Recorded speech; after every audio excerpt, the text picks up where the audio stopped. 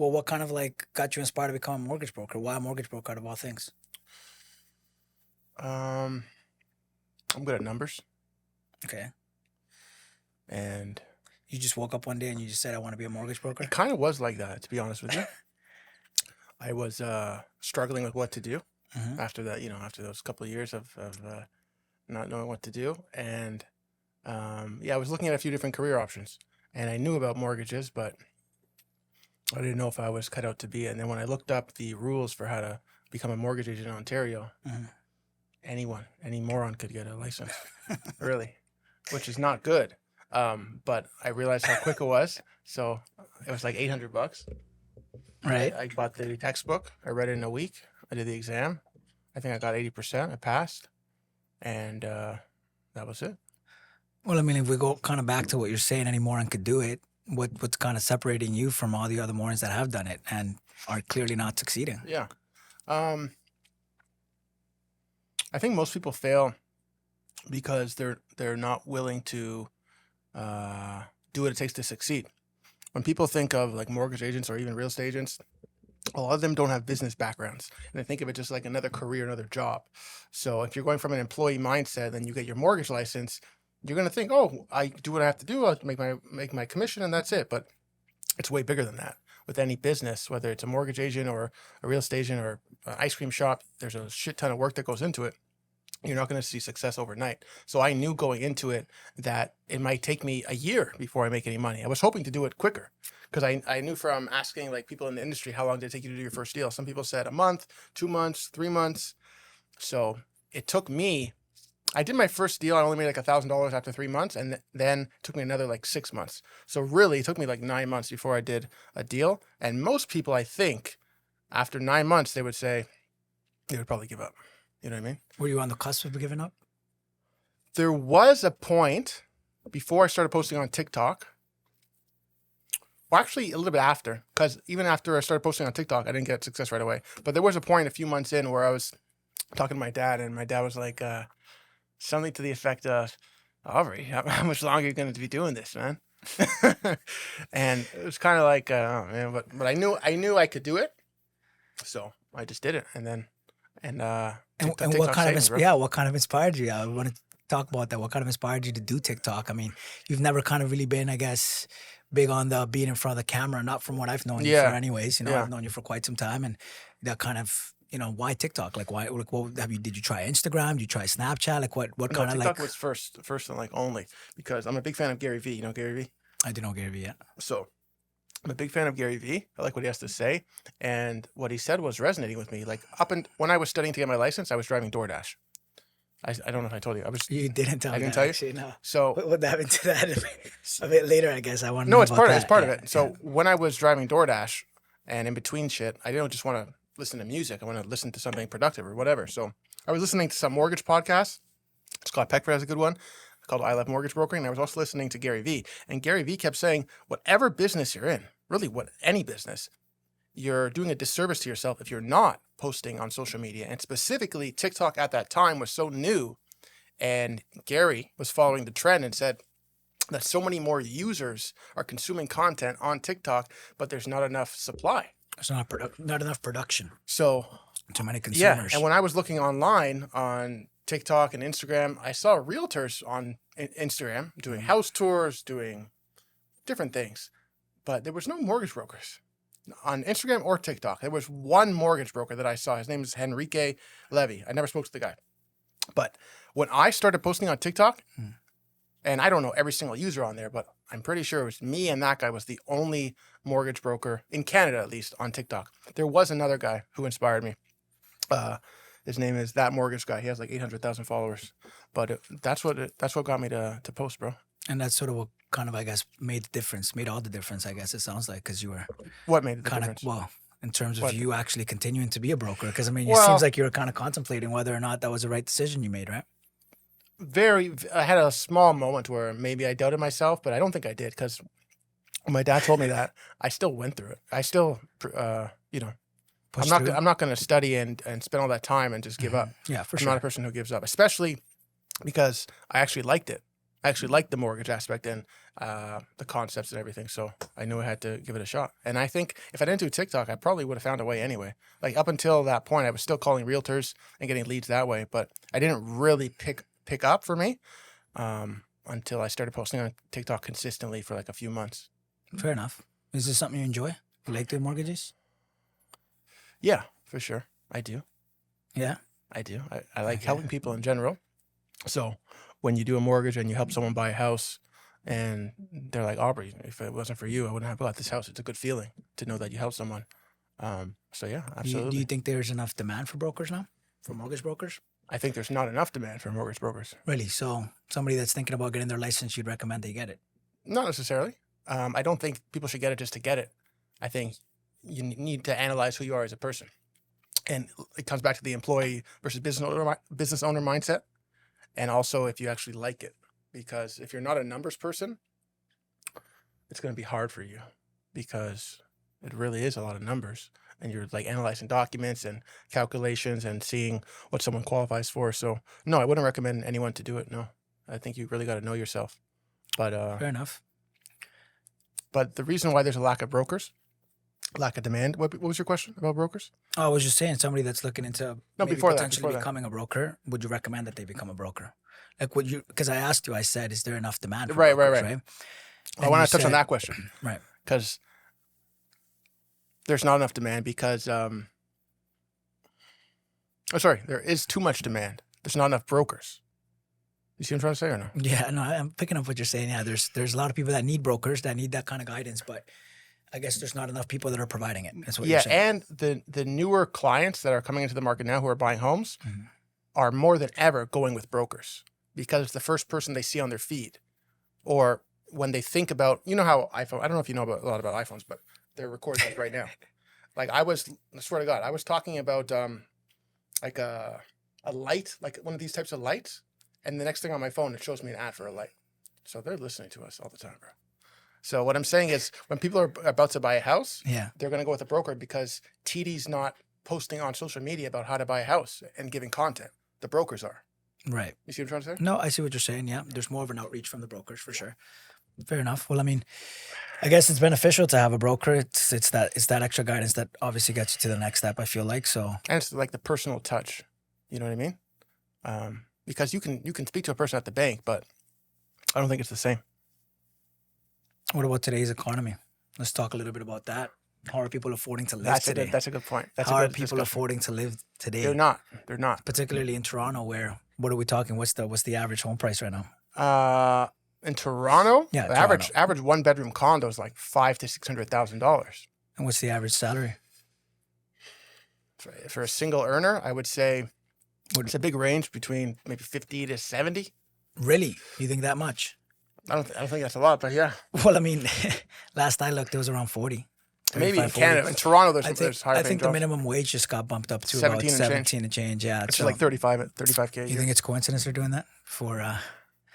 It just seems like every time the kind of like, well, I guess we're still about a year away from the elections, but it seems like every time there's some kind of voting scheme coming up, there's an increase in minimum wage. And I don't know if it's related. It could be. I was reading something about in the States, they were talking about how they're letting all these immigrants in. And I mean, it's been going on for a while, but they talk about how they're letting all these immigrants in to essentially cast votes and be able to put the people that they want in control. I mean, I don't know how much truth there is to it, but it's a good theory, but practically speaking, you're going to have to get a lot of immigrants in to make that happen. I mean, compared to 300 million American citizens versus the amount of immigrants you have to get into. Well, you got to also factor in a lot of those, citizens are already on that side. They're already on the Democratic side, right? They're not. Yeah, that's true. There's probably, I would say, that's a good estimate. I'd say probably. It's hard for me to believe that they're actively doing that to sway the vote. And if they are, really, it's hard for you to believe that. Yeah, like what are they doing? Paying each Jose $100 and go and say, hey, give you empanada, just sign this thing real quick and you're good? I don't think so, bro. Okay. The next, right now it's what? It's supposed to be ramping up to be the Trump versus Biden rematch. Okay? Yeah. If Biden wins, right, he's 80 years old. Can we really justify Biden winning this election? No, I don't it's not going to make any sense whatsoever. Possible. So if he does win, what is it? What could we really attribute that to? There's no way in hell he would win. You know, I don't think so. yeah, It's but just that's like with Trudeau, how a lot of people support him at first, but now since he's gone so downhill, his wife even got rid of him. Like even the liberals are saying, I don't want this guy anymore. well, I mean, he's kind of really done one on the economy, but I kind of want to go back to that. So Yeah. how are people affording to live? It's you're saying I guess $50,000 to $70,000 a year is what your average person's making. Let's say they're making $50K a year. Mhm. Okay, after tax, that's $40K a year. Per month income, that's $3,300 a month.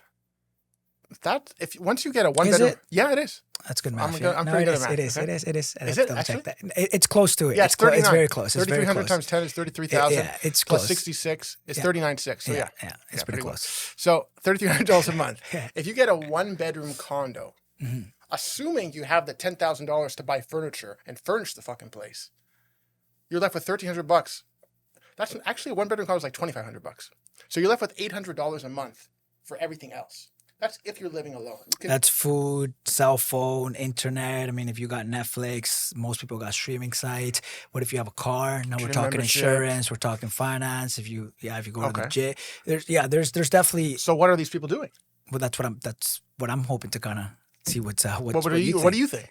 What do I think they're doing? I think that they're not. I think that your average Canadian is what? When 3-4 years ago, before I went in, it was about $20,000 in debt, right? The average Canadian was about $22,000 in debt. That would have taken us back to about maybe 2017, 2018, I Okay. think. I haven't looked it up I don't now. think that. Well, I don't think I someone haven't our looked it age, up let's say. now, but I mean, it can't be any less than that. It's got to be probably closer to $30,000 or $40,000. That people are in debt just generally, like your general person. So they're going over their credit card limits. They're having to do certain things to survive. If they don't have maybe work even 2 jobs, right? But I mean, I just don't see how people are making it. To be honest, If Forget you're not- forget the debt section, the debt part for a second. Let's say someone our age, single, making that $3,300 a month after tax. Mhm. What are they doing? Like To how what? how are they To live? Yeah. What do you think? Well, what would be the Brother, scenario? I don't know. I mean, if they're They're working, not living on. They're not homeless. well, okay, well, they're probably living with their parents. I mean, a lot of people right now have to be like. I don't think there's much of a choice when particularly if the people that the young generation, us, for example, the millennials, the Gen Z, the ones that are coming up. I think that it's going to be a lot of depending on mom and dad. I mean, that's what it's come down to. They were the days of when people were able to work and genuinely make a good income just from working, hard 2-3 jobs. I mean, it's over, and I think 2-3 it's been jobs over. is crazy. I think it's been over for a while. You know what I mean? 2-3 jobs where you were able to actually create wealth. You know what I mean? Like you were actually able to live Yeah. good. We're talking the 50s to 60s. Well, to jobs an are- extent even the 70s, right? So as we kind of got into the 80s and the 90s, that completely changed. And as the income started kind of either depleting or staying, stagnant, the expenses kept going higher and higher and higher as far as like the cost of living, right? You think that's going to get better or worse? No, it's going to get worse. I think there's going to be a bigger divide between the classes. Quite honestly, I Is think there a that breaking point? I think there might be, and I think it's soon. I think it's not as far away as people think it is. I think that eventually, at some point in time, particularly now when they're bringing in this AI and all this technology, it's going to start replacing people, right? And what's going to end up happening is there's going to be a bigger divide between the rich and the poor. And I don't think that we're going to have much of a middle class left once the technology. So what completely is the takes breaking over. point? What happens? Well, people are replaced. People don't have a way to eat, to feed And you think the themselves, to government's just going to live. let them die? I don't think they're going to let them die, but I think that it's just going to be, a lot of poor people out there. I think that it's just going to be a lot of people just living at home. Okay, well, what do you think? What about universal basic income? Oh, I don't. That's ludicrous, man. Tell me. You're creating dependency. I don't think that that's right, Because then if you're providing people this universal, I guess, annual or monthly or weekly income, whatever it is, to live off of, you're creating dependency. You're not creating like that. Completely defeats drive. Like what I drive? agree. What drive do you have to now go out and make money if you're being provided your basic necessities? I mean, realistically, there's nothing else for you to really want. It's kind of like what happened in COVID. I mean, I wasn't really around for much of it, but I know that during the times, from what I've heard, people were getting these CERB checks and these monthly payments, and it kind of created that like lazy mentality where now it's there's no go-getters Absolutely. anymore. There's no hustlers anymore. There's nobody going out there and really trying to strive to do something special. Well, there That's- are. Those are the top people. right. Well, Not the as- ones that I've made. I mean, Yeah. there's very few that are actually The trying. point is, bro, that an average person taking a relatively good job in Toronto is going to have a very tough time affording. What do you consider a relatively good job?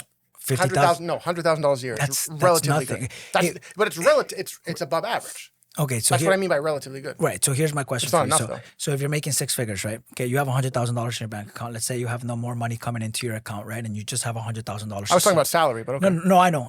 But just to change it up a bit, to, I guess give you kind of a hypothetical Sure, scenario. So you have $100,000, right? And $100,000 in your bank account. How long can you realistically think that it lasts you in today's day and age with the way inflation has gone, with the prices of things? How long do you think you can live off As of a 100 single person? without making a single cent? How long could you? Single? Yes, In Toronto, in Toronto, and you're paying rent. You can't live at home. less than 2 years.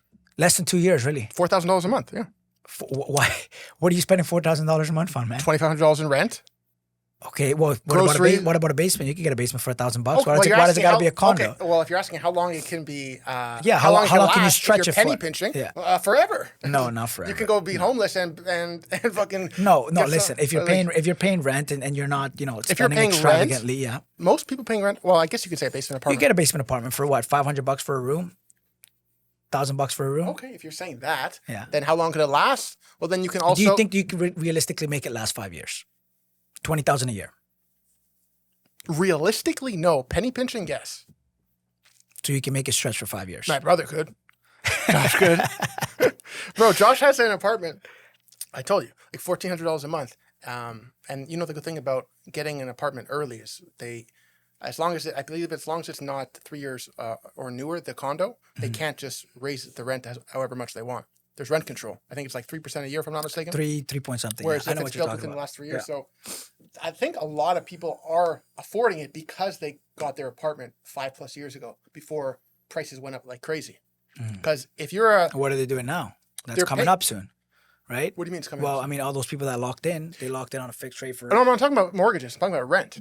Right. I'm talking about people who got a 1-bedroom apartment at Yonge and Eglinton and whatever, Erskine, for $1,500 a month. Right. And that only increased by like $50 a year, or 3%, whatever that 3% is. 3%. Yeah, okay. 45 Give or bucks. take. Yeah, $45. So those people are somewhat okay.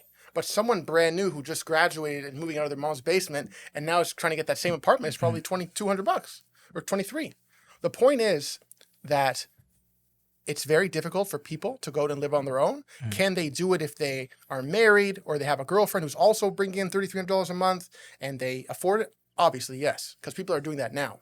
But it's a lot harder than it was 5-10 years ago. And the direction we're going with inflation, it's becoming more and more harder. So how do people, young people, any people, address that? I think. That's a good question. I don't know. I honestly, Well, here's the I don't know two what options this, for you. okay, I got what, two what, are options your, for you. what are your two options? Two options. Yeah. What's your two options? Two options.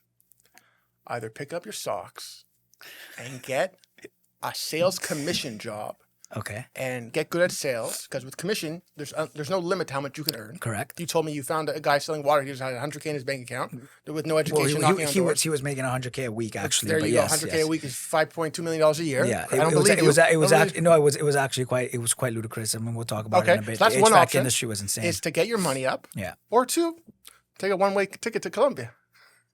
and But then now you got to adjust the income, right? You're living in a third world country or in a you different can get country, the- you right? can- And you can- how are you making money now, right? yeah, you would have to. Right. You would have to be creative. Okay. And I know for a fact, because I do mortgages, a lot of my employee-based clients who are employees, a good percentage of them, I'd say 30-40%, have completely remote jobs where they can work from home. And they can take their laptop, go to Mexico City, Yeah, anywhere in the world, yeah. and rent a place for $300 a month and live like a king to some degree. Right. So Well, I better than they would here for so sure. I think when we say what's the breaking point, I think we're going to see a lot of migration to other countries where, number one, the cheaper cost of living and the economy is growing faster. There's a difference between an economy growing and inflation. Inflation, the prices just keep going up. But the economy, people are not necessarily getting rich. Where you go to places like India, where the economy is exploding. And I think India in particular is going to be taking over.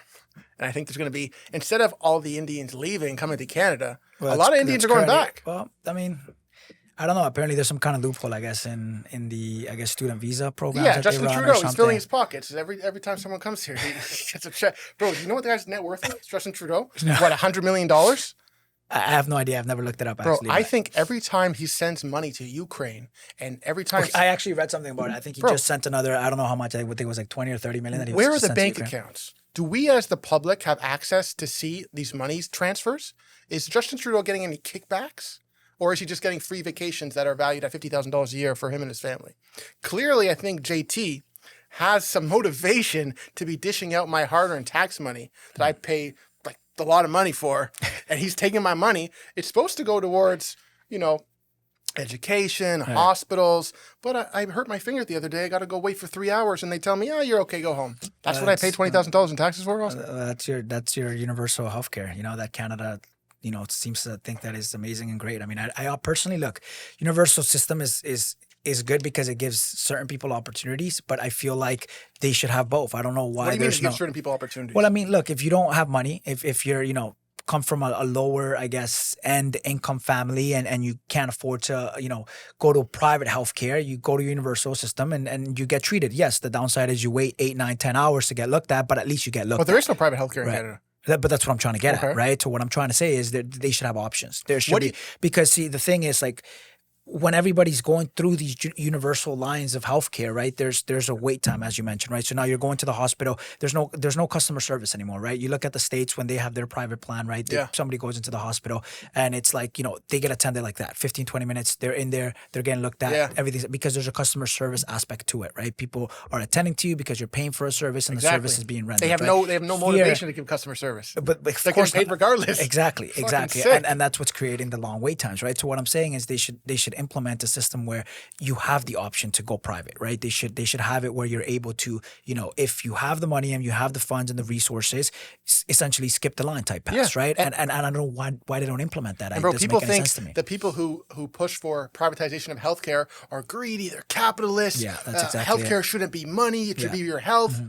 We're not doing that so we make money, or people who push that idea are not saying it to make money. Or They're saying to make it harder for everybody else to access it. It's not about that. They're making it to make it easier and to get better healthcare. The reason why there's such long wait times is not just because they don't give a fuck, but they are genuinely understaffed. And who's controlling the staffing? The government. As far as I know, I think the government is controlling the staffing. Well, I'm not too sure. But what I do know is that if they had that second option, it would alleviate a lot of their current problems with the wait more times, competition because is now better. all these people that would be in this wait line are no longer in the wait line because they'd rather pay to not rather have pay to wait. and get So better now that service. reduces the wait line, right? And so now we're not talking about 8 hours wait for the people that can't necessarily afford to go private. Now we're talking maybe 3-4 hours, which I mean, to each their own, I guess, right? I mean, it all depends on what resources you have available to you, right? But I definitely think that there should be options. I don't think that it should be as just one thing and this is it and everybody just has to go through it this way, right? So funny enough, I actually nurse practitioners, they're pretty much the same thing as a doctor. They can do the same thing as a doctor. They have the ability to do anything that a doctor can as far as prescribing, actually checking you out and seeing what you have, recommending diagnostics, everything.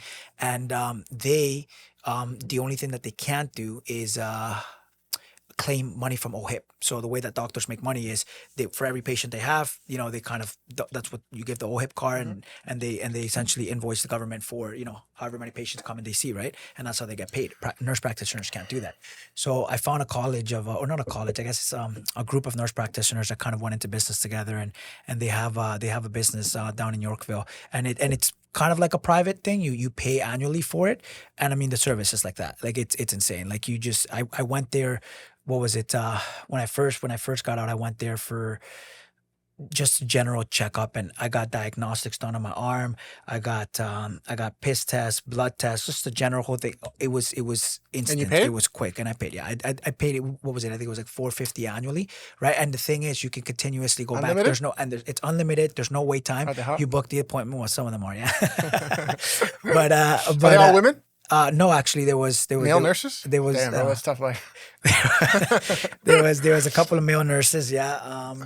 Yeah, there was. I mean, one could argue that they, depends on what I guess your No, I'm just joking. your definition of woman is, but Oh yeah, right. but yeah. So it's interesting. I think it's slowly starting to come. I think that I hope that they open kind of that floodgate for people to be able to have that option because, like I said, it's just generally going to alleviate that, healthcare system on the universal side, create less wait times, and it's just going to be better overall, right? So, I think this is what I think.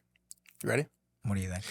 I think to further your point, people, Canadians, citizens, permanent residents, whatever you want to call us, we should have the choice to opt in or opt out to having my tax money or extra tax money going towards public health care. And if I, as my own citizen with free will, if I want to pay for private health care and pay for insurance and have a nurse take my blood pressure, whatever it is, I should have the right to do that. I should not be forced to pay into for a universal for system? something that I don't agree with. You're gonna force me, and then you're gonna garnish my wages, and then you're gonna put a lien on my house. What's going on here? Like, honestly, bro, it's getting ridiculous. I think that'd be a little bit more. I think you're getting more complex now because Why? then.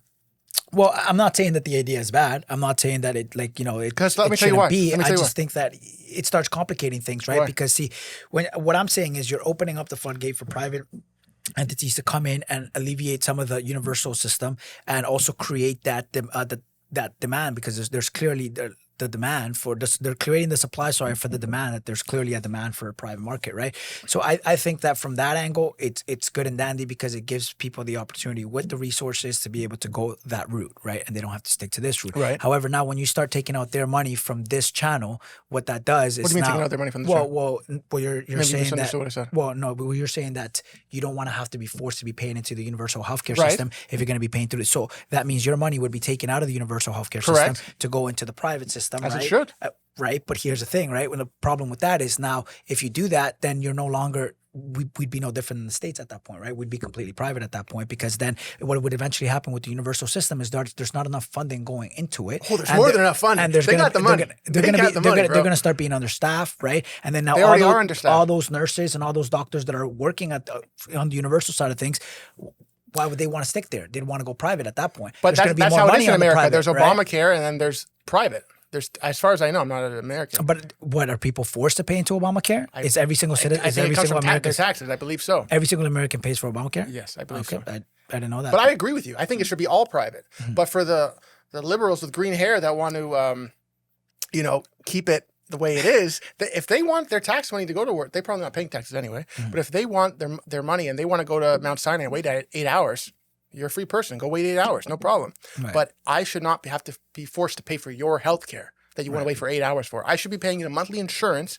because people always think, oh, if you go to United States and you break your thumb, you got to pay $30,000 in the They hospital. do think that, yeah, Bro, that's you true. pay insurance, That's and then right. the insurance pays for it. You That's pay like right. $200-300 a month. That's right. Which is a That's lot right. cheaper than what we pay right now in taxes, especially if you're a business owner or anyone who earns more than $50K a year. Well, that's exactly it. People think that you break your arm in the States and you're screwed. You got to go pay an upfront of $30,000, $40,000, and that's exactly. It's true what you're saying. It's not true at all, right? It's I don't know where people got that from, but it's a monthly payment. You pay the insurance, and then if something happens, that's what insurance does. They come in and they cover, right? They're collecting that monthly amount from everybody. They have the money. They have the funds to be able to do it, right? So if the nurses downtown, like you said, are having their own private medical facility, what's stopping Everybody private else from doing it? doctors from opening their own private medical facility in Canada? I don't know if they can. I honestly don't know if they can. I've never actually looked into it that much, but I'm not. As far as I know, I don't know if they can. They might not be able to, right? I think that if you're The government just a wants pra- to. I think if you're a practicing doctor and you want to make money, I think that the best way to do it is opening up your own practice and invoicing the government through OHIP, right? That's how I think that they make their money. I don't think That's that how they have- do, but I don't think they have the option to just say screw OHIP. I'm just going to charge my clients whatever I want to charge them. I mean, I could be wrong, but as far as I know, yeah, they don't I have think- the doctors are fine. They're loaded and they do help people, but they could be offering better service and they're severely understaffed. But as a patient, someone who's receiving the healthcare, we don't have very good options. Like my mom, agree. I agree. she literally goes to Florida to get her teeth fixed, to get different things done. Well, everything's such a long wait line here, right? It's insane. Like, I mean, if something, God forbid, happens to you, it's you're really gonna have to, like, if you don't have the money, you're kind of screwed, man. Like, what do you do? Like, what are you gonna do if they say, hey, look, you need a new liver, your liver's not gonna last, you're probably gonna die in a year if you don't get a liver. But hey, the wait time is 2. So yeah. People are seeking alternative options. But that's people that have the funds to be able to do it. What if you don't? What if you don't have the resources to do it? What do you do then? Right, and You're that's straight out of luck. I think that's terrible. You know what I mean? I don't think that it should be that way. I think that there should be more options for people for sure. What's the solution, bro? What's the solution? I don't know. I don't have the answers, man. But I think it was it was an interesting topic to touch on. So you think Okay. Trump's gonna win or not? If it's him versus Joe, yeah. if he has he won the nomination? I don't think so. I think he's won a lot of states, but I don't think he's been confirmed as the nominee for the Republican Party. I think I'm pretty sure it was all but confirmed. Last I looked at it, that I think it's going to be it's setting up to be a Biden versus Trump rematch. Is last I think he has an interesting predicament on his hands because he's in a legal battle. He's getting charged. He lost. Did you see the one he lost? He lost. So this chick. She charged him with sexual assault and defamation of character. The sexual assault from I believe it was him groping her or doing something. Trump? Right, that's right. And the defamation was because he called her a crazy bitch, right? So get this. No, it gets even crazier. So he gets charged with this. And it's a civil case. So he beats the sexual assault allegation and he gets convicted of defamation of character because he admitted that he called her a crazy bitch. Okay. You know how much he has to pay her out? $3 million? No, not even close, man. $90 million. Bro. For Was this recent? Yes, it's recent. Yeah, I think it was like, I don't know, a month ago or something, or a couple weeks ago. But he's paying her $90 million for saying you're a crazy bitch. You know what rich people have to do? That's insane. They have to have man. like an assistant who has to clear any conversations. Like if you get rich, you have to have someone say, listen, do we know this person coming into our office? Otherwise, they might say that we call them a crazy bitch and just walk away with $90 million. You got to be careful who you talk to as a... I think that, yeah. I guess it comes with the territory. Sword. It comes with the territory. It does to an extent, but I think just the world that we live in today it's taking a turn for the worse. I really do believe that this side of the world... The world or the West? The West, the world as a whole, is taking a turn for the worse. But I think the West, in particular, I think it's broken. I think it's fallen. I don't think the West was what it once was, and I think that with everything that's going on as far as not just the economy and prices and inflation, because I mean it's affected everywhere in North America. It hasn't just been Canada that's been affected by the pandemic, and I get it, right? But it's just people's mentality and like where people are going, like the way that like, look, I don't care what people do. And in the same tone, I'm gonna say this, like it just doesn't make any sense. I don't know. Maybe I'm just looking at things too rationally or from like too much of a logical.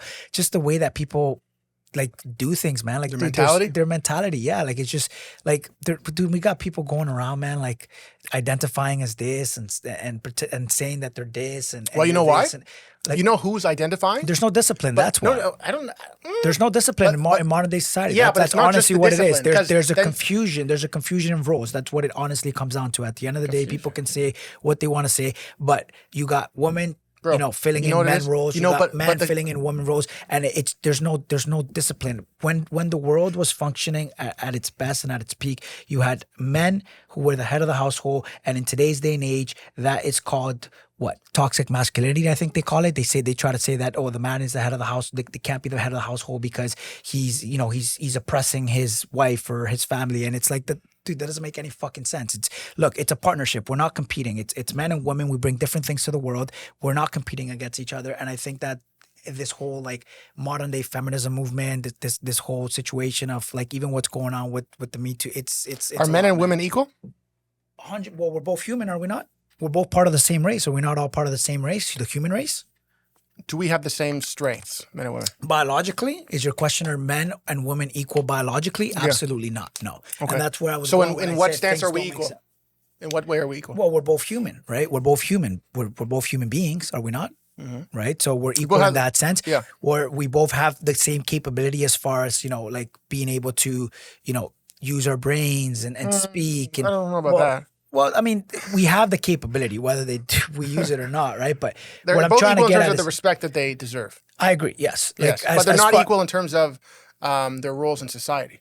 Exactly, and that's exactly my point, right? Because there's been kind of like a loss of identity with what the man's role is and what the woman's role is. It's created sort of this chaotic environment that people are living in today, and it's more or less, I feel like it's that lack of discipline and having that sort of like definition of roles that more or less brought society all these years. I mean, we've been around. The human race has been around for 2,000 plus years, man. You know what I mean? Like we didn't just 2,000 plus years. Probably more, actually. Bro, yeah. What am I saying? Yeah, probably way more, right? You'd be surprised. So and we've progressed. And I'm not saying that progression isn't great. I'm not saying that the way that equality was I guess achieved for women isn't great. It's great. I think that, you know, for a very long time they weren't seen as equal, and I think that they've come a long way, and I think that it's great that we're being seen as equal and respected. But I think now it's gone above that. I think now it's surpassed that goal, and I think it's kind of like I was watching something the other day. It was like a 9-year-old girl. She was I can't remember which. I think she was doing some kind of gymnastics or something,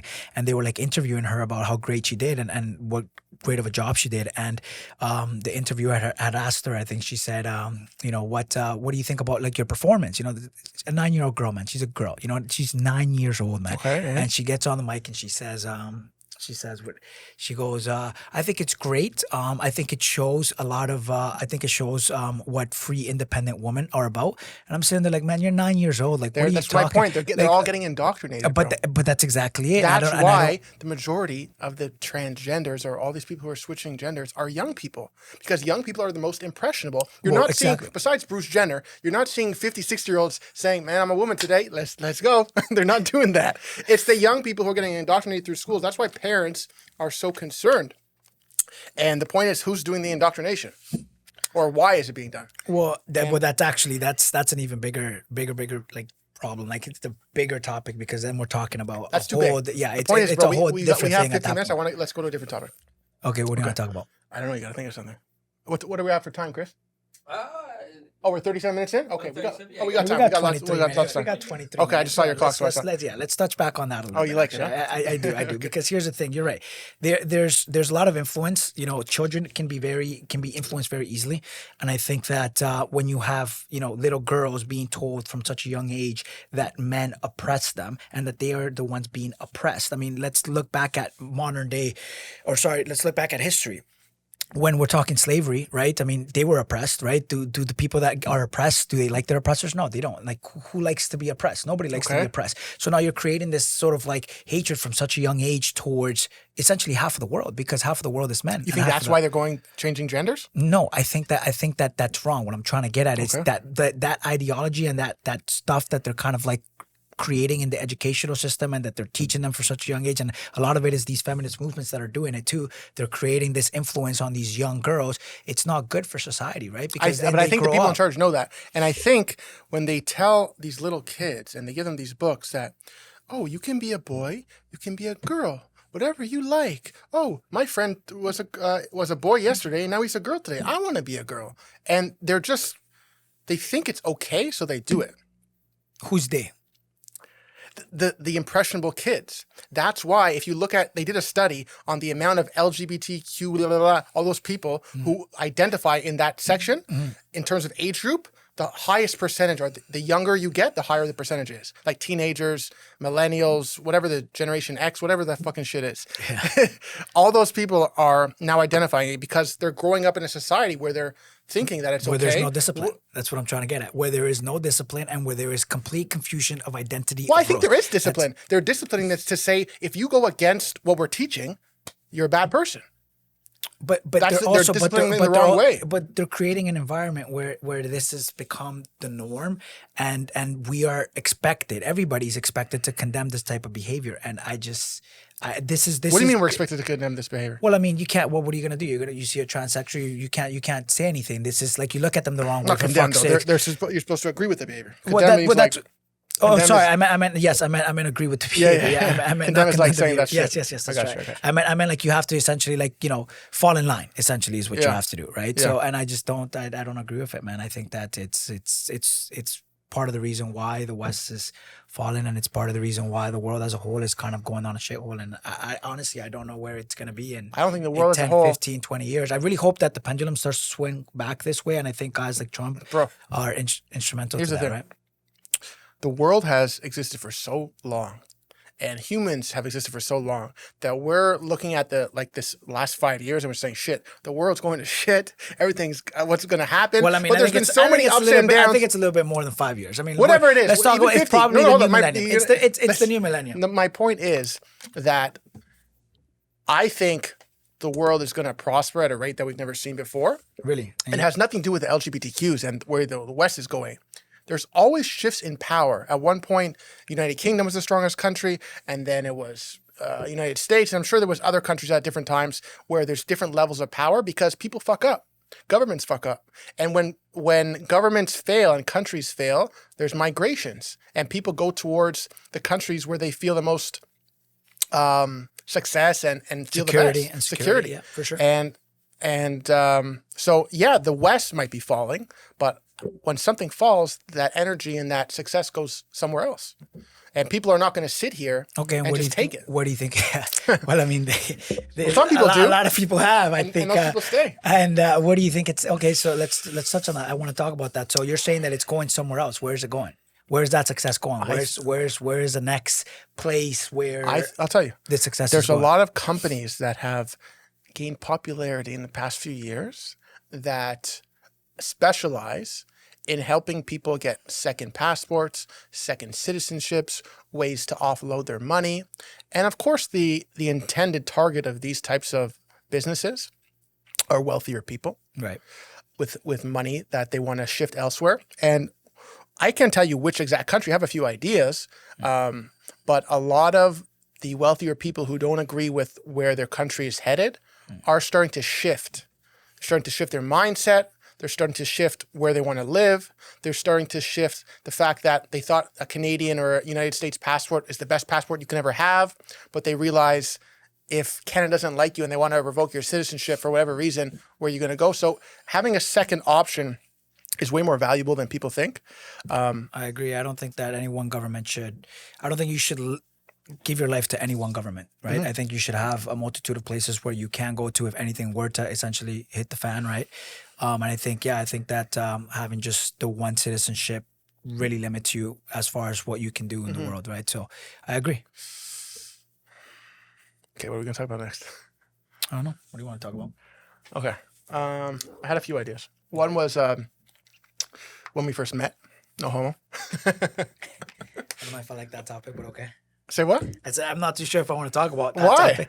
Well, I don't know. It's What? very specific. It's very unique. Okay. Okay. Well, what do you want? What do you want to talk about that? What specifically about that do you want to talk about? Okay, hold on. Maybe that's not a good topic. Do you have another topic?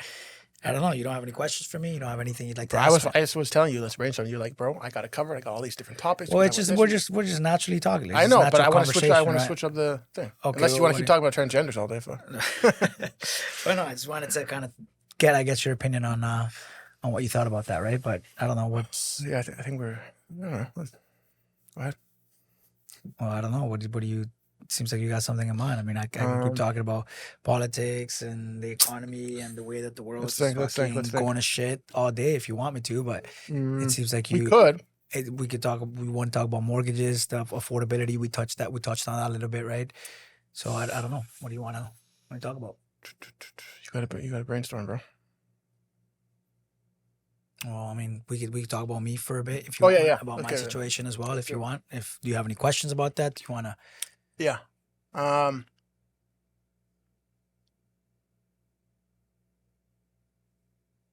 I'm trying to think of a good question, bro. I asked you a couple good questions already when you first called me. You did, yeah, you did, yeah. So it's yeah. kind of hard to relive that. Well, I mean, it was an interesting experience for sure. I mean, Okay, hold on. Show me your arm here.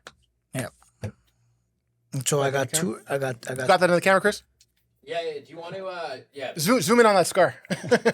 just so I can pick up, I made a note from where the point was, but, start by, whatever you want to do, ask it to him, so then I can pick up. I got you. From you left Got out. you. Got you. I got It'll you. look cleaner. Okay. Okay, got you. Show me your arm there, bro. Yeah. So, What's going on there? It looks Well, like you got, I got some implants. Are you bionic? and I got two rods. I got 4 plates. I got over 100 screws connecting the plates to the rods. It's actually double sided. It's a double sided scar. This one just kind of healed a lot cleaner. But honestly, I just about. I mean, I have. You don't have to go into too much detail, but I mean, I shouldn't even have an arm, to be honest with you. The fact that I have an arm is incredible, and the fact that I can actually do what I do with that arm is even crazier. But yeah, it was an interesting experience to say the least. I mean, I don't think that a lot of people can. that right there is like a good intro. Because if you start like a video with that and you just say, it's like that clip alone, and then you stop it, it gives at least people interest. Like, how the fuck did that happen? You know what I'm trying to say? Sure. Like, you can go into detail if you want. Well, I mean, yeah, we could talk about Okay. it, right? So- I think it's an interesting topic. So we for can sure. cut it back. So tell me how that happened. Well, I mean, you know how it happened. You know how it happened. I think that it was an interesting experience, like I was saying. I don't really know what to make of it. Bro, just tell me exactly what happened. Well, I mean, Don't be shy. I'm not. It's just, it's. Don't tell me it was an interesting experience. It taught you a lot of well, values. It was an Give me interesting. the details well, look, in the police report. I mean, look. The bottom line is, it's clear as day. I made some poor choices. I lost control of my vehicle. I was speeding. How fast were you going? I was going. I was clocked in at about 186 kilometers an hour Who in clocked a you? 60 zone. The black box in my Audi RS5. Oh, that clocks it? That's right. The black box gives you all the information of what leads up to a collision or to an event or whatever, all the information that's happened within. I want to say it's the last 20. It could be I'm not too sure actually, but I know it was the black box that they got the information from. It's in the documents. We were driving. You and me were driving the other day to go see a house in Whitby, and I was not even speeding, just accelerating. You're like, whoa, take it easy. Do you have any trauma from that event in terms of vehicles? Be honest. I It think seems like you do. I think I look at it differently. To be honest, when When I say trauma, I mean like maybe nerves or flashbacks or just uneasiness when you get in a car and it's speeding. Because you never used to be like that. I don't think it's flashbacks. I think that it's more so acknowledgement to that type of like consequence, like I guess consequential like thinking, right? I mean, I realized that what's attached to a vehicle to me, what it was before, is no longer the same because I know what can happen, right? I've seen kind of like the worst of it. So because I've been there and I've seen what it could do, I'm more aware and I feel more like, I guess, Scared? I don't know if scared is the word. I What is would the say word? probably just kind of like, Cautious? yeah, I would say cautious. I would say cautious is a better word. I think I'm just more cautious about it because I've seen what it can do. You know what So I does mean? that And mean that kind of changes If you. you a were lot, able right? to drive today, not saying that you can't, but if you were able to drive today, and you were, let me ask you the better question. If you got permission to drive in a one of those speed races, just yourself on a racetrack, in a nice car, safe, everything secure, would you feel comfortable speeding? Well, I mean, when you say everything's safe and secure, I mean up As until safe as it's it can not. be. Up until it's Yeah, not. so right? would Up you? until it's Because I not, know right? 5 years ago, Oscar, you'd say, "Fuck yeah, let's go." No, for sure, and I think that has a lot to do with like. It has a lot to do with age. I think when you're younger, you just kind of like get in this like phase of just wanting to like go fast and race. I'll give you an example. Actually, my family friend, who I haven't seen in years, and I just recently saw her not too long ago. I mean, I know her son, and I've grown up with her son. I've known her for a long time. So her husband's brother-in-law Her husband's was walking out of his building to go Her to work. husband's brother-in-law? Does that Yeah. mean her brother? What kind of No. situation is that? No. Her So husband's brother-in-law. it's her husband's. Okay, so her husband has a sister. So her sister-in-law Oh, her husband has a sister. So her sister-in-law, her husband. Oh, there's a That lot would of be her. in-laws That going. would be her That's a husband. complicated one. That would be her husband's in-law. Oh yeah, that So makes it'd sense. be her now. husband. Thank you for explaining. brother. Okay, go ahead. Okay, so he was leaving the building. It was 5 a.m. in the morning, and he got hit by a car and he got killed. And it was actually all over the news. It was over up by Lawrence West Station, just by Lawrence and Allen Road. How long ago was this? On Monday, actually. It was what's I don't know, On a Monday? week. Yeah, what was this today? Not this Monday. The what's Monday going before on? that. The Monday before that. Bro, Like 10, didn't like 2 weeks ago some crackhead came at your restaurant, tried to kill you, and now your Yeah. brother's mother-in-law? There's a Yeah, lot going on at yeah. once, bro. There's quite a bit, but he ended up dying, and it was all over the news 10 days ago. And so the person, what I was trying to get at is the young kid that was driving that car. He was 19 years old, Asian kid. It was a BMW. He was drunk. He was high. He had 3 passengers in the car. Oof. He lost control of the vehicle. He was street racing, was trying to overtake the person, and he lost control of the vehicle, and he hit my family friend's husband's brother-in-law and killed him on impact, right? And so it's just kind of like there's not really a deterrent when it comes to things of that nature. And I was talking about this with my caseworker the other day because she was asking me kind of like, well, what's your solution? What's your opinion on it? How could you change that, right? And it's like, well, this is something that's, I mean, I think Mad Canada has a statistic on this. I want to say it's like on average 4 people die every day in the country of Canada due to vehicle related or impaired driving related incidents, right? And I don't really think there's a solution per se. I don't think that, bigger conviction or longer sentences and harsher conditions is going to really deter anybody, because it's a lot of in the moment, spur of the moment decisions, and there's not a lot of, like I said before, consequential thinking when it comes to these things, right? Like they just get in the car, they drive, and they do What about this? I got whatever a it is that they solution. do. What? Why don't the Automatic cars was what I told her. I told her if every single vehicle was self-driven, this wouldn't be a problem, and it would actually cause a lot less traffic too, because well, we're everything not would there be yet, moving more technology-wise. efficiently. What about if the government mandated that all vehicle manufacturers have to have their maximum speed based on speed limits, like 100 kilometers an hour maximum? Even though your car is capable of going 300, it won't go past. Yeah, I mean, I think that would help a lot, but who the fuck wants to do that? I think that when you kind of go through something like what I went through, as far as like when it involves loss of life, for sure, I think that that when you say things like, well, who wants to go through that? Well, I mean, when you kind of see what's on the other side of the coin, it's not pretty, right? There's a lot of people involved. There's a lot of people that kind of get hurt in the process. So I just Well, it was not just that, bro. There was other things going on too. You know what I mean? What do you mean? Like you just said the example of that Asian guy. He was Yeah. drunk. He was high. He Yeah. was speed racing. But what leads to these decisions is what I'm trying to say. It's like there's no necessary like one thing that's gonna just all of a sudden stop people from drinking and driving. Exactly. There's no one solution. There is no one. Well, I mean, unless we have self-driven cars, but then Well, I don't know how far away that is. I don't know if that's going to be within the next 5-10 years. But if there is a self-driven car, then you don't really necessarily have to worry about I that. think as a much. lot of I think a lot of the simple things that we enjoy now, and that we used to enjoy 10 years ago when we were like kids and we would just go, not you and me, but just kids in general, would go outside and play sports. Now everyone's like, yeah, blah, blah, blah, meh. You know what I mean? Yeah. A lot of the things that we enjoy now, driving a car, taking a nice rip on the highway, different things. I think we're going to lose a lot of that, bro, with technology. I think we already have. I think we're already losing it as we speak. I think it's. I kinda- don't it's think. kinda I a don't. weird feeling. Well, it is because. Reminiscent. Well, yeah. I Reminiscent, mean, bro.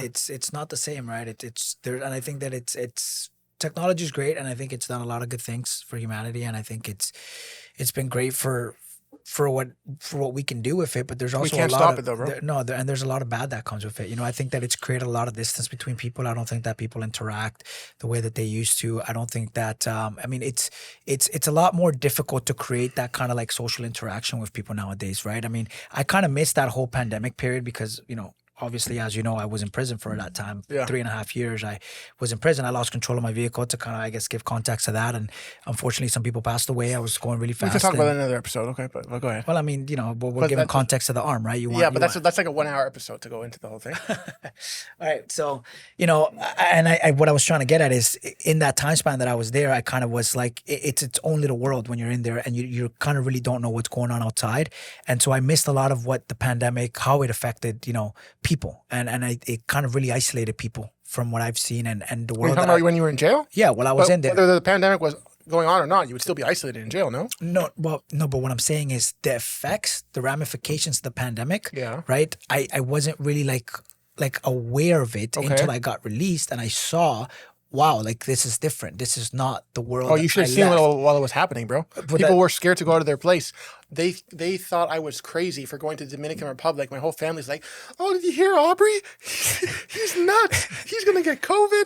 He's not wearing a mask." But this is what I'm trying to lead to. It's the fact that because everybody was mandated to stay home and not do certain things and had curfews and couldn't go out unless it was essential and all these things, it created a lot of distance between people and people were really isolated. some And people got because crazy. of that, it's still these effects Effects are are- still happening Right. today. Like I see it all the time. There's not like people going out and talking the way that they used to, meeting the way that they used to. Even just a simple thing like making friends or meeting girls or girls meeting guys. It's not as common as it used to be, and I think it's because the pandemic kind of created that isolation, and I don't think it's good. And while we're talking about technology and how it's not good for what it's doing as far as like in connecting people and being able to talk and socialize, right? So I'm saying that the pandemic didn't help at all. I think it made it worse, and I just don't really know how long it's going to take to get back to the point that we used to be. I don't think Where we'll ever get back to the point where we used to be, bro. you don't think so? I think I don't know how rogue I want to get, but I think no, I don't think it's going to get back to the way it used to be. I think a lot of the effects are permanent. I think. Like what? Like, well, I mean, it created a lot of different things. Like this remote thing that wasn't a thing before I went in. What that's for remote sure. thing? Working from home, like this. Oh, whole, right. This whole remote. I'm working from home. Yeah. and I'm getting that. I mean, that's pretty cool. I'm not gonna lie. It's cool for a bit, but I think it has a lot of bad effects as well. But I'm talking about when we started this episode, we were talking about inflation. All the inflation is from the pandemic. yeah, for sure. When Trudeau was giving everyone and their mom $2,000 a month extra, Mhm. and people were spending that money, Yeah. and they thought, "Oh, that's nice. We're getting this money." It fucked everything up, bro. But yeah. Well, I mean, yeah, I think, like I said, I think that it's created a lot of distance between people, and I'm not too sure. I'd like to think that it's gonna get back to kind of like what it used to be, where people used to go out and talk and socialize. But Well, again, they still do. well, They still do. I don't No, think I feel- that's not what I mean by it's not going to come back to normal. That's not what I mean. so what do you mean? I mean, COVID divided a lot of people. The people who Got the vaccine and the people who didn't. well, not like that. Did you get the vaccine? Yes, but I didn't want to. Did you get both shots? No, well, I got the Johnson & Johnson, which is a double dose. I almost died. I swear to God, they gave me this fucking vaccine. Yeah. And it's a long story, but I wanted to travel, and I wanted to travel fast. Yeah. And the only way for me to get out of Canada was to show them this little slip that says I got vaccinated. All the doses were take one dose, wait 30 days, take another dose. That's right. I Yeah. found this one dose, Johnson & Johnson. It's a double dose. You take it, you can fly tomorrow. Mhm. And there was only one place in Ontario that was offering it. It was in Oshawa, and you have to prove that you live in Oshawa. So I called them. I said, yeah, I live at this address. I gave not a fake address, an address in Oshawa. They didn't check my ID. I went there. I went there, bro, because I wanted to travel. I rolled up my sleeve. They jabbed me. I felt okay. 3 hours later, I get home. I'm in bed. I'm fucking shivering like this. Yeah, they're inserting the virus into you, right? That's what the vaccines And are. that's one of my most regrettable decisions ever. Getting the vaccine. Yeah, Yeah, because I did it. Number one, I did it for a stupid reason. It was for a girl at the time that I wanted to go see her, whatever. And Did you meet Winnie before you went to Dominican? You never told me that story. Did you meet Winnie before you went to Dominican? yeah, online. Well, yeah, You met her online. yeah, on Snapchat. Yeah, Really? yeah. I didn't know that. I thought you went down there because you just had this like I did want to. I did want to. moment I didn't go decision. for her. I didn't go for her. That's not true. No, that was a nice, I guess, being able to meet her was obviously part of it. But That was one. Yeah, I it was thought one- you were down there already, kind of living, and you kind of met her. I didn't realize you'd met her before. And Yeah, you then know, went on down there. Snapchat they have those maps, snap maps. Yeah, yeah, yeah. So I was just poking around, Poking around what? on the map, And what? and you see different people. You're like, you know what I mean? Okay. So that was I'm that. not, yeah, I guess I haven't really. You know, trust I me. actually- Listen, I I'm haven't sure when you poked went to around too Colombia, much. you poked around a little bit. I really haven't looked around too much, but okay. So you met her, and then so you were getting the shot. You got I the got the shot. You shot. almost died. I did well. I was pretty close, and I was like, "Damn, I am never doing this again." Meanwhile, I see all these people like, "Did you get the next booster? Did you get your fourth booster, Oscar? You know the fifth one's coming out. You better roll up your sleeves." And everyone who said no, I don't want it. Are you crazy? Don't you care about everyone else that's dying? Yeah, you definitely got. Jesus Christ. Yeah, okay, you let's definitely go. got shamed for not yeah. getting. Ask the me vaccine about for sure. ask me about selling masks. Oh, selling masks down at Dundas. Okay. No, but phrase it in a good question. Like, ask me what I did. Ask me what I did when I first heard about the COVID-19 pandemic. Okay. What was your first reaction to the COVID-19 pandemic? Like, It's what funny did you do? you asked that because they weren't calling it COVID-19 at first when you were locked up. They were calling it coronavirus. Yeah, the And Rona. then I remember everyone that. was I remember making that. jokes. I got the corona, and they were drinking beer. Yeah, yeah, yeah. No one was calling it COVID. And people were taking it serious, but no one took it really serious. I think it was like till March 15th, March 20th when the stock market crashed. Up until then, the first couple months, people were buying masks. Masks were going for like $50 a pack. That's crazy. That's Meanwhile, they insane. would normally be $5. And everyone's like, oh, everyone's price gouging. Well, it's supply and demand. It's simple all math. all I saw Is an opportunity? was an opportunity. Yeah. I saw people needed masks. Yeah. Not that I thought they were useful or anything. Yeah. Supply and demand. But people needed them, so Yeah. I bought them. And I didn't have anything to do at the time. Yeah. Mm-hmm. So I bought a few boxes of masks. I bought a megaphone on Amazon for like $30. I parked my car at Yonge and Dundas. Yeah. I went on the corner. Yeah. And I had a backpack with a bunch of masks. I have a megaphone, and I would just not scream, but masks for sale. Yeah. And everyone, and at How this, much were you selling them for? $1 a mask. Okay, and how And I much? think I bought them for like 10 cents a mask. Wow. And a lot of people were buying. So, oh yeah, I'm going to the airport. I need this. I need this. Give me 5. Give me 2. Give me 2. I think I sold like $70, $80 in 2 hours, or 70, 80 masks in 2 hours. Yeah. And I got tired, and I said I'll do it the next day. The point was, at that time, all the doctors were saying masks don't work. You don't need masks. So I had a lot of people saying, don't you know you can get it through your eyes? These masks are shit. Yeah. So the mask issue went back and forth, back and forth. Right. But yeah, I saw an opportunity, and I went there on a megaphone. Yeah. Even in the 2 hours I was there, a lot of people came up to me. I really support you, bro. And that one guy, he started filming me. I had, and this is true, a Chinese interviewer came up to me. She said, "You want to do an interview for China?" I don't Did you think- do the I don't interview? I think I. You're big on interviews, Actually, eh? bro, I think I did. You're big on interviews. I think I did. And when I do my autobiography, Is that planned? You're gonna yeah, do I definitely want to. Well, a movie. I want to do a movie about my life. Like You when wanna I'm do a movie? 50, 60 years. Bro, I think I have a sick life, and I'm only 27. You probably have a sick story too. Are you 27? Yeah, I'm 27, bro. Turning 28 in August. Oh, okay. The point is, when I do that, that's going to be a pivotal scene. You selling masks at Young and Dundas. Yeah. What's the name of it now? It's not Dundas Square anymore. They changed it. No, to they're something. thinking of changing it to. No, I don't know. No, I'm pretty sure they approved it. I think they I approved don't the think so, change. bro. I don't think so. And then, maybe a few days later, I was selling chargers there. I bought 100 chargers on Alibaba for $1 a piece. Yeah. iPhone chargers. I was selling them for $5. And I think I'm going to start a YouTube series. Once I get really rich, and I'm just, we talked about this, about whatever I want to do. Once I get really rich and I have enough money to just say, fuck it, one of the things I want to do is just show people how you can make money. Just like I was telling you to sell light bulbs or whatever. Yeah. I'm just going to go there and show someone how to make $500 a day by just selling shit. You don't even have to be a good salesman. Yeah. The mask and chargers, they sell themselves. You Everyone told- has an iPhone and they broke their charger. You told me about this. You got your book of inventions, your book of ideas. Yeah, well, I'm not going to tell you the most recent one because that one's a pretty good one. It's $1 million idea. It really is. If I told you, you'd be like, wow, I didn't think of that. I'm sure it is. I'm Well, sure it is. you'll see in a few months, maybe. Yeah. What else we got to talk about? I think that time's up. If you want to, you can extend, like, if you want me. Yeah, a few more minutes. You want to talk a little bit? Yeah, well, just, shit, okay. You're Thank you so good. much. You're good for, like, I gotta spill it though. Yeah, you're good, bro. Kiss my dog. Okay. Good thing, bro.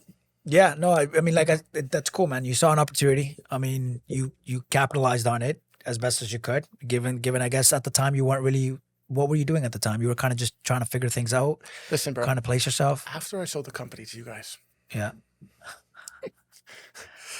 that's a whole crazy story, man. that's a whole nother Yeah, episode, no, bro. that's a whole nother I issue, man. actually, at that point in time, I was studying to get my mortgage license when I was selling the mask. Uh-huh. I was studying to get my mortgage license. I tried a business, which I don't think I ever told you about. It's actually a money-making business. It comes, bro. Why are you laughing? No, it's You know how I told I'm you. listening. Go, Listen, go. you know how I told you debt collection? I was really good at it, but Yeah. I stopped because my heart was fucking broken. Right, because they were very sleazy. Because I can. the way It's not they that were. it's sleazy, bro. But let's say Well, that I mean, they were using quite Let me sleazy tell you what I used to techniques, do. right? No, they weren't. Not necessarily. I'll tell you what I was doing. There's a company called Cogeco. Okay. It's like Rogers, but it's only in like Hamilton. All the people listening who live in Hamilton and these places, they'll know. Okay. And I used to work for a collection agency, Okay. and one of their main clients was Cogeco. And the average debt was like between $300 to $1,000. And what services did this company provide? Telecommunications, Okay. internet, TV. Okay. So your basic telecom. Yeah. Okay. And I would get a file, a name, a number, an address, the last time they paid the bill, the amount of the bill. Sometimes I can get billing details. I'd call them. We'd send out a letter saying, hi, Mr. John Smith, you owe Cogeco $500. We're the authorized representative collection agency. You have to pay this bill by this date to avoid further activity. Right. I would call him and I say, hey, John, did you get the letter we sent 7 days ago? Oh, yeah, I did. I'm glad you got that. We're going to give you the opportunity today to resolve this debt without it affecting your credit for the next 7 years. Would you like to pay by MasterCard or check or whatever I used to say? I have a really good script. Did it affect their credit though? Yeah, Or- absolutely. But here's the thing though. I thought that once you had that debt, your credit got hit like right off the hop. I didn't realize. There's a 30-day window. But that's what I'm saying, right? So your credit, like let's say you That's the don't best pay time you to don't pay collect. your debt and your credit gets hit, right? I think the biggest impact on credit, and correct me if I'm wrong, is that initial hit. I don't think that like does it You're drag close. You're on? close. So, good question. Like 3 years later, you're not still getting hit on the credit as badly as you did Here's at the thing. the beginning, right? So there's two credit impacts when it comes to not paying your bill. If you're late 1 month, it goes into two categories. So a phone bill is going to be an O, That's just what it's called. Like a credit card is R, revolving. Right. A loan, like a car loan or a personal loan, is I, installment. And they all have numbers, 1 through 9. If you see an R1 on your credit report, it means your credit is up to date. If you see an R2, it means you have a credit card and you're 2 months late. That goes all the way up to R5, 5 months. After 5 months, they write off the debt and they assign it to a collection agency.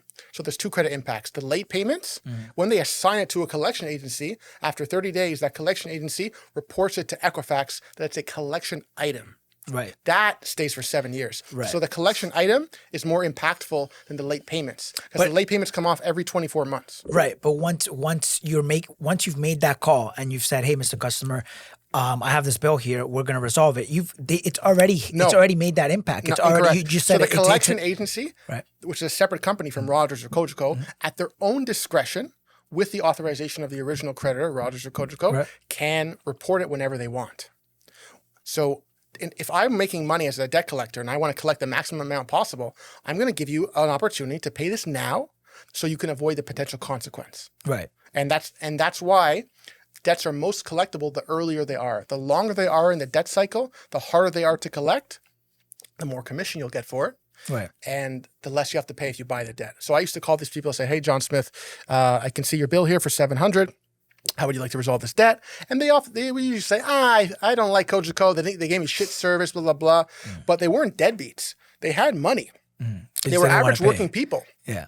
And I said, listen, John, they want to be heard. So I said, listen, John, I understand your concern. Cogeco, listen, I got an account with them too. They're jackasses, trust me. But you don't want this to affect your credit for the next 7 years, do you?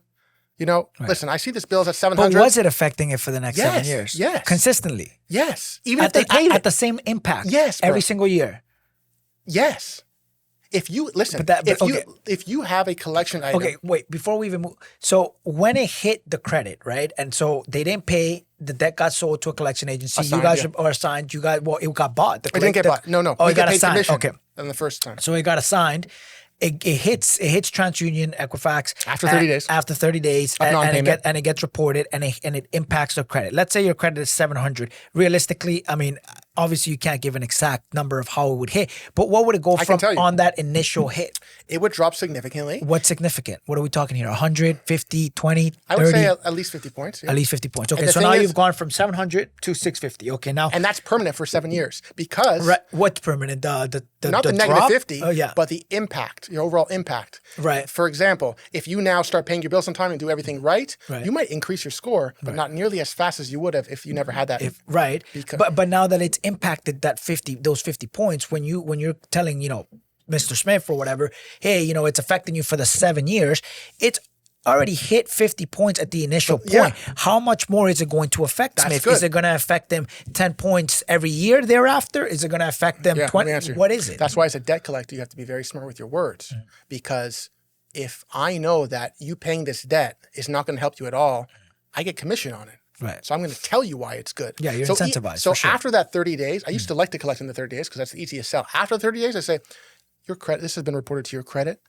Now it's going to continue to report to your credit as not paid for the Right. next 7 years, or we can resolve this today and update it to paid in full. So at least it shows to your other creditors and Equifax that you had a bad debt, but you resolved it. Because I can tell you one thing, Mr. John Smith, if you go to the bank right now and try to buy a house and get a mortgage, they're not going to give you the mortgage until this is paid. And by the time you go do that in 2 years, this $700 balance is going to be $3,000. So do you want to resolve it today, or do you want to resolve it in 3 years when it's $3,000?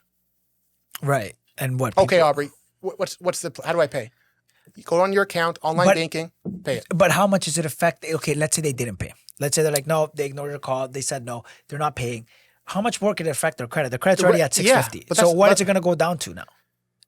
It does increase if you resolve it, for sure. But if you don't resolve it, Then it would continue to fuck it up. at And you at wouldn't be what able to get level- other credit. At how much? The How badly? maximum. You know Can why? it go all the way back down to 300? But that's not the point. Even if it's at 500, no one's going to give you a loan. Just because the outstanding debt. Yeah, unless you use that loan to pay it off.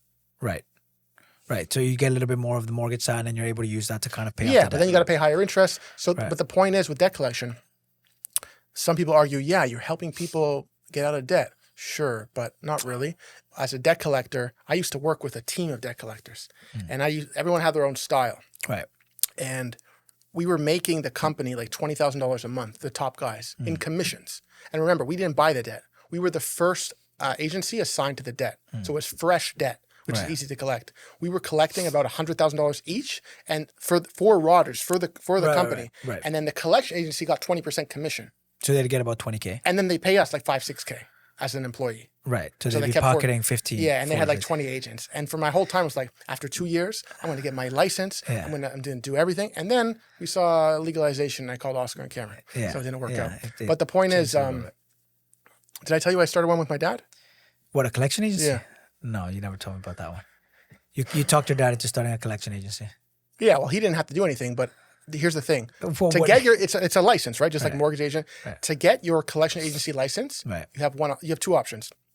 You can either show that you have 2 years of experience, you have to write an exam, you have to post a bond of, I think, of $250,000, and you have to get approved. However, there's a couple, or at least one profession that I know of, that if you're this profession, you're exempt and you can collect debt without a license. And that's if you're a lawyer in Ontario, Any lawyer, any lawyer, any type of lawyer. any type of lawyer. You are exempt and you are allowed to send demand letters, aka a collection notice, and collect debt on behalf of your clients. So I saw this loophole and I said, Dad, I don't want to make minimum wage at this collection agency for the flipping next 2 burgers? years. Yeah. No, not flipping burgers. I said, I don't want to make minimum wage at the Oh, right, collection 'cause you were agency. still at Because that. I already knew the business. I already Right. knew how to collect. I already had my shit going. And I said, Dad, let me use your name and let me do it. And he did. And I went into And you were sending out notices. sending a notice to who? Well, I to had your clients, the right? Well, the hardest part is getting the clients. What you think I'm going to go Right, to Cogeco right, and 'cause say, you're- "Yo, Cogeco"? Well, you're I'm- small. You're small, right? So it's hard. You're But I you're got not clients. as reputable. I Yeah, got clients. I'm but saying. you got private clients like No, smaller, no, smaller individuals, companies. Yeah, obviously I didn't get Rogers. Yeah. I could have, but like there was. Like which ones? Like which I'll ones? tell you. Well, we're not going to publish this part, but Case and Rent a Car. There's a rental agency. Uh-huh. I cold called everybody. I said, hi, calling from the law offices of Leonard H. Bornstein, Barrister and Solicitor. We're a law firm. We have extensive experience in the debt collection industry. We're looking to take on more clients. As we know, you have accounts receivables that haven't paid. We're looking to get you some more money. Let me book an appointment for Tuesday and we'll show you what we can do. Oh, we already have someone for that. Oh, we did all that. I got a car rental agency, a couple. Kaysen was the big one. I collected several $1,000s for that guy. Yeah. I got a couple dental clinics Yeah. where people didn't pay for their dental appointments, apparently. I even spoke to Taha, and I you? did a couple debts for Taha. And one of them was your friend, but I didn't pursue that one. Was That was a big one. what was it? 13? Yeah, I something around there, but we didn't do that one. But I did collect on him for other things, Right. and I actually like that because I saw a company or Taha or whoever, they had this service that they legitimately served a guy Yeah. a vehicle, and he didn't pay $10,000, and they're trusting me as go an and collect. individual Yeah. just to call a guy on the phone and convince him to pay. What leverage do I have? Oh, I'm calling from a law office. If you don't pay this bill, we're going to take you to court. We're going to sue you. Your wages will be garnished. You won't have money to pay your food for your but children. But You that, see how that sounds? No, for sure. But it was all. I mean, It wasn't all fake. You weren't gonna actually. For some cases, we would. Because here's the thing. Right. There's a statute of limitations in Ontario. You're allowed to sue someone within 2 years of when the debt had last been paid. After those 2 years, not only can you not take them to court, but you can't even threaten legal action. Otherwise, you can get sued. That's why I was telling you, keep the phone on these guys when they call you because whatever. So we did. I never sued anybody. And then I scored the biggest client ever. I forget the name, but I know him right now. He started, Easy Financial and Fairstone? Yes. He I just started- passed by one on Shepherd Center. Yeah, he started his own bad credit loan company. Not like Money Mart where they give cash advance. Yeah. He gave big loans, $5,000, $10,000, $15,000. Okay. And I had an ad on Kijiji. He called me. Me and my dad met him. He had over $300,000 in debts that weren't paid. We did an interview. He shook our hand. We got all the clients.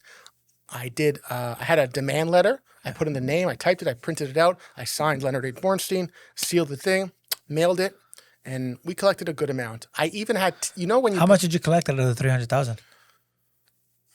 10, 15K, not a lot, but I was only doing this with my dad for 6 months. Why'd you stop? That's the question I wanted. Thank you. I didn't stop because I wasn't good. I didn't stop because there wasn't money to be made. I didn't stop because I got 4 or 5 clients out of the blue with no background, really. I stopped because you don't know my dad, but my dad is me and my dad both have big personalities. Mhm. And you were mentioning this before we got here, Aubrey. You don't seem like a partner guy. You want things your way. Yeah. It's true. You're, My you're, dad wanted- you're a solo type guy. My for dad sure. was like, I'm a lawyer. You're going to tell me what to do? That's what my dad was saying. I was like, Dad, yeah, I know you're a lawyer, but this is the collection business. We're doing something a little bit different here. And we got into too many arguments. Like one time we were going to see a brand new client. We got in a fight, not in a fight, like a verbal argument in the car. And my dad was like, let me out of the car. And I was like, do I really want to have to go through this? I wish I could just operate it on my own, my dad's name. But because it's his name and his reputation, Yeah, you need rightfully him. so, he You need wanted him. he Yeah, wanted for to sure. to make sure that I was doing it right. Yeah, it makes sense. I didn't really need him. I just needed his permission. Well, yeah, but I mean, he's also trying to protect his name. I mean, it's Yeah. his license on the line. At the Well, end this of could the have been day, bigger than, honestly. So that's why you stopped it, because you just kind of I were butting couldn't. heads. I You were couldn't. Yeah, with your butting dad? heads, and I also had some moral quorums. Is that a word? Chris, is that a word? Quorum? I don't think that's a word, man. Can you check for me? I How do can't you spell this word? Quuaram. If it is, I'm pretty smart. I don't think that. Moral dilemma. Quorum. Yeah, it's like a dilemma. Quorum. Quorums. No. No, I want him to check. One second. It's part of this. You had A moral quorum. That's hold on. I want him to check. You had a moral Quuaram. conflict. Bro, I know some big words. Okay. The minimum quorum. The minimum number of members of an assembly or society that must present at any of its meetings to make proceedings. Of that And did I spell it the right way? valid. Quorum. And that's the only definition? So I'm seeing. Okay, Yeah. well, let's use a different word. I had some, I had some moral conflict where Yeah. I was calling some, especially with the rental car agency, that guy was ruthless. Some guy didn't pay his $500 bill.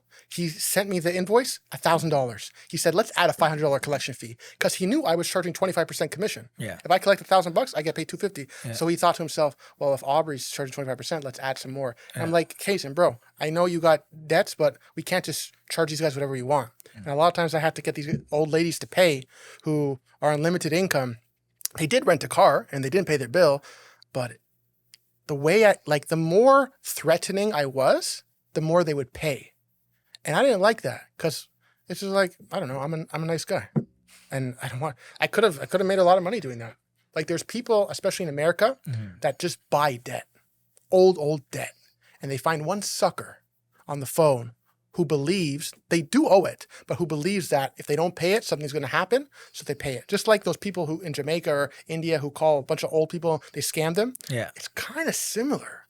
It's legal. Debt collection is legal. Except you kind of have a reason to call them, because You they do, owe the money, but, right? But you do, but it's a lot of manipulation. right. And the fact that I wasn't getting Well, I along mean, with my dad. let's be honest here. A lot of sales is what it comes down to, right? I mean, Well, not with mortgages. you're controlling conversation, right? And you're trying to convince. In some instances, I mean, You are depending trying to on what convince. you're selling, you're sometimes even coercing and manipulating the individual to actually But you know buy the what it difference? is that you're The difference selling. is you feel good if you know what you're selling is actually going to benefit them. That's right. Yeah, I mean, for sure, that's the ideal situation, but none of the Doesn't things. always happen. Like selling water heaters, selling Yeah. 3-month promotions. That shit Well, gets to you, that's bro. well, it's. I mean, if I guess it fair enough. There's certain lines that at least I can't cross, because I believe in karma. right I think from a moral standpoint. You're saying. from a moral standpoint, if you do the wrong thing and you're very successful at it, that success doesn't mean nothing. It's gonna come back It's anyways. gonna come back, and if it doesn't, Yeah. then you got lucky. But do you really want to take that risk, or do you want to do it the hard way and help people along the way? So you started this thing with your dad. 6 months into it, you butted heads, and it kind of didn't pan out. And then where did that leave you? I mean, you had all these clients that you had to collect Yeah. that for. So Then- what happened then? Then I'm like, I guess I got to get a job. I was really not knowing what to do, because at that point, I told you I had lost all my money. When was this around? What time was This was this? 2019, May. I don't know if you know this, but I have a list on my phone. Every major event I have done, and you know what it starts with? Yeah. Starts with you and Cam. When I got the flyer underneath, I think you put a flyer underneath my door, and I No, called, I don't think it was or me. David or whoever. When did you start? What year? August 2010. August 2010. You were working there. I know that, because you trained me on the first day. yeah. But did I? Yes, bro. No, That's why I I was did talking about how not. we met. That was the story I wanted to talk about. did You're I like, train you? No, that sounds like gay. I don't want to talk about that. That's what you said. I don't remember training you. Did I Oh, you train don't remember training me? It was in your hood in Marley. I did one sale and we got a slice of pizza and we were playing tennis on my phone. On that flip phone that went like this. Oh, I do remember. And it was on that. You know what? It was on those back streets. And by there was where these I three used black to- guys who but- were yeah. just waiting. And you're like, Aubrey, yo, go away, go away. I remember that. That was when I went to high school. You know, my high school shut down, and Bond Road Academy it closed down. Yeah, you told me. And we were on the back roads there. I remember. Yes, I do. I do remember that actually. Yeah. And I was so happy when I made that sale, bro. It's like I think I made $18. I was Yeah. like, bro. And then I That's took where it all over. started. Fucking took over in that place. That's where it all. That's where it all started. What was your max I sales forgot. in one day? 18. Yeah, I remember. 18 But in you one beat day. that. Here's the thing. You beat that after I left. I did 18 in one day, After and that. I did 50 in a week. That was pretty impressive. That was broke pretty my record, impressive. yeah. 50 in a week was pretty. Bro, crazy. you know when we were in high school? 7 in an hour, I think, too, or something like. It was something crazy. That's crazy, bro. Yeah. The point is, when we were in high school, bro, and I was in like grade 9, grade 10, listening to my teachers talk, and then Cameron picked me up at like 5, 6 o'clock, or David, or whoever it was, or I don't think it was you, it was Cameron or David or Samantha. Yeah. And we went downtown with Danny. He shoved a binder in my little zip-up jacket, Yeah, my long hair. the adrenaline rush. Yeah, and I didn't like that. You remember I was scared to go in, but I know, you and said- then the point is, I knocked on doors. Yeah. 6 sales in 2 hours. I know. You know, Danny and Cam were making more, but I think I made like $150, Well, $200 in 2 hours as a 15-year-old kid. Yeah, no, I for went back sure. to school feeling like I'm the shit. Yeah, for sure, 100%. I mean, I think the age group that we were at and what we were kind of like making at that time. There's nothing to definitely- compare. Yeah, there wasn't for sure, because I mean we were making what I think it was like when I first started. You know what? Something crazy actually. When I first started, I wasn't working for Cam and Ali. I used to work for this chick named Yafa. I think you told me about that, So yeah. she worked. Yeah, I remember you told So me. she was like Danny's girlfriend or side chick or something. I don't know what the fuck was going on. that's there. crazy, bro. But she had he actually is. He's legitimately crazy. Yeah, we heard about that. But this chick was working for him, and she had a small team. She used to drive in this like Mercedes Benz. Yafa, what Yeah. ethnicity was she? She was Jewish actually. What? And Danny, I'm gonna kill that guy. and there was, and she had a team of like 4 or must be 5 Israeli, guys. yeah. And you want to know what's something funny about that is so to this day I still talk to one of those guys that I used to work with. His name's Mags. He's good friends with Taha. He's always at Taha's shop.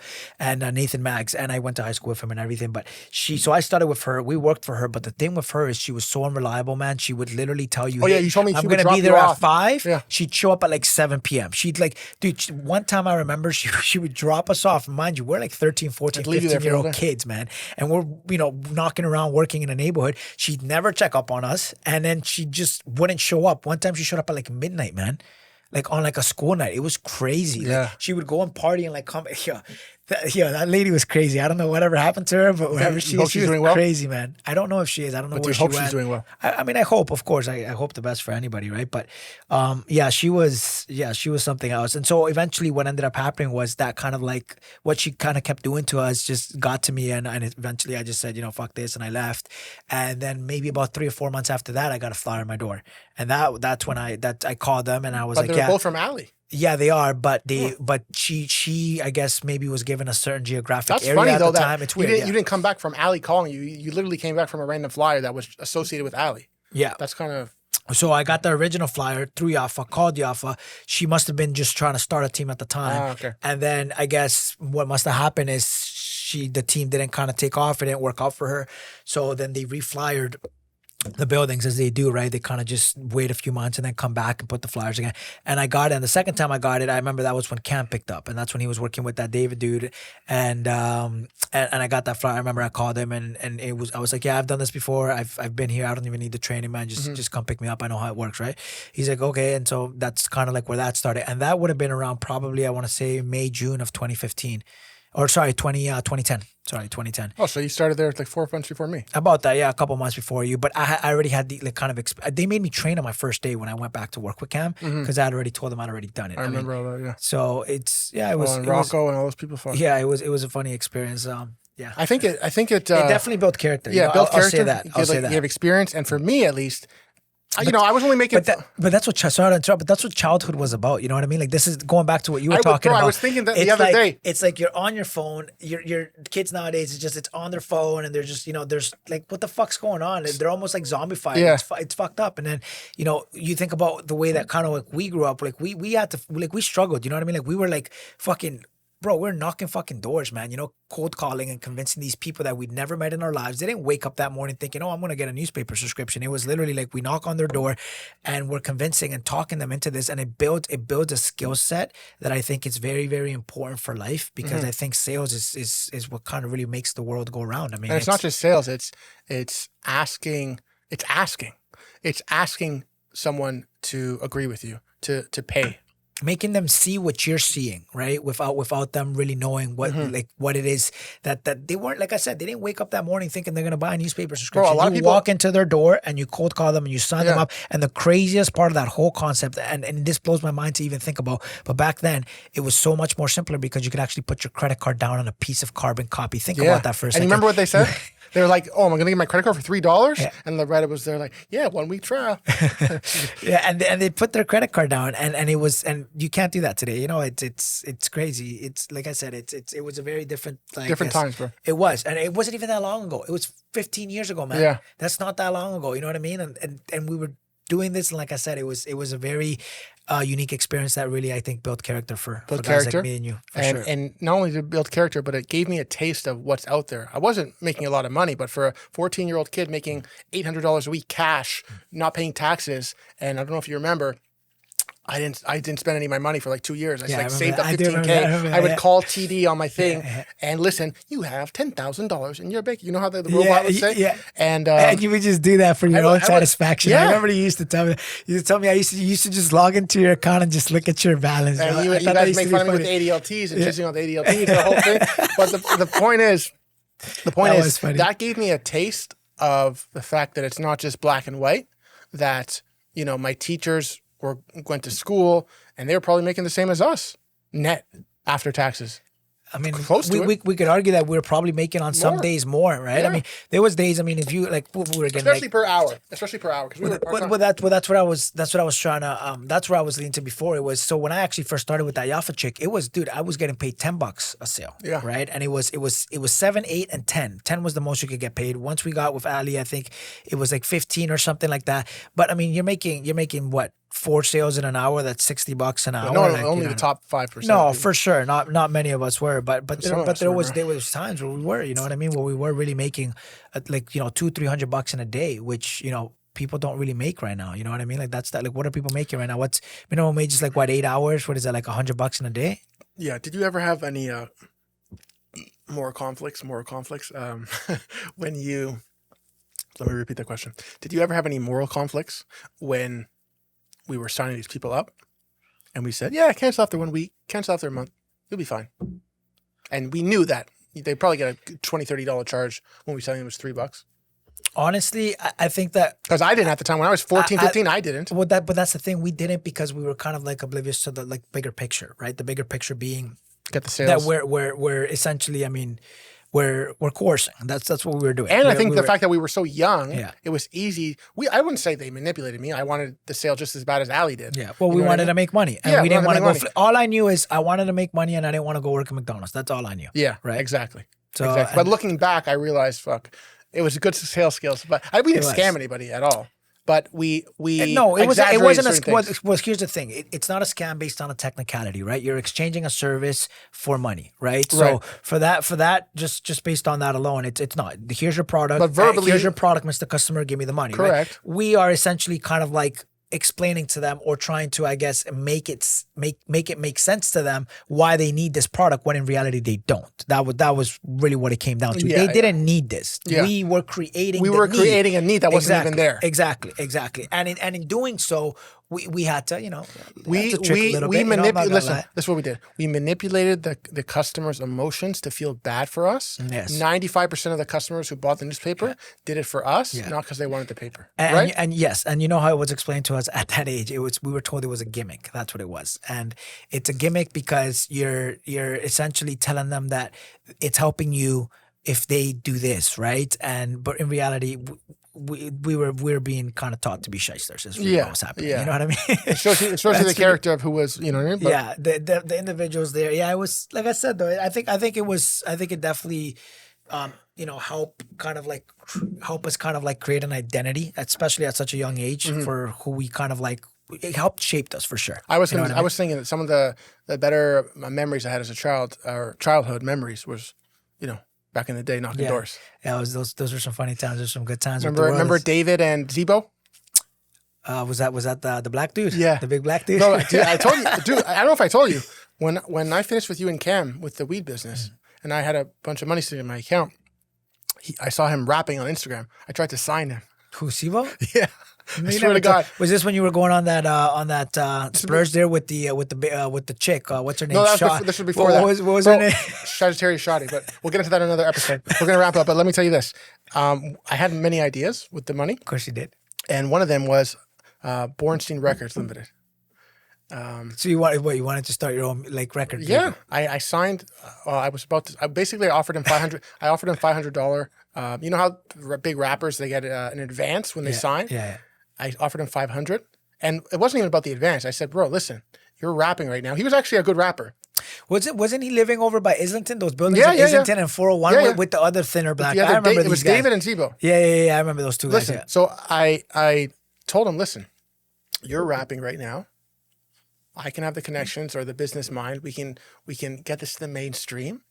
And my position was, listen, I'm not gonna just give you $5,000 and so you can sign with me. I barely know you, bro. Let's make money together. But he was offended. He's like, $500? I can make that in 3 days working construction. What am I gonna do with 500? And then he sort of fizzled out. But he didn't see the long term gain. Maybe he just wanted, because I didn't want to give him the money and then him, not answer my calls. I'm not trying to get scammed. Right. So I just offered him $500 as a good face. Say, listen, I'm willing to put in the work with you. I got some money. I was willing to spend some money to try. I didn't know anything about the music business, but Right. I was bored and I wanted to do something. And That's funny. I didn't know you did that.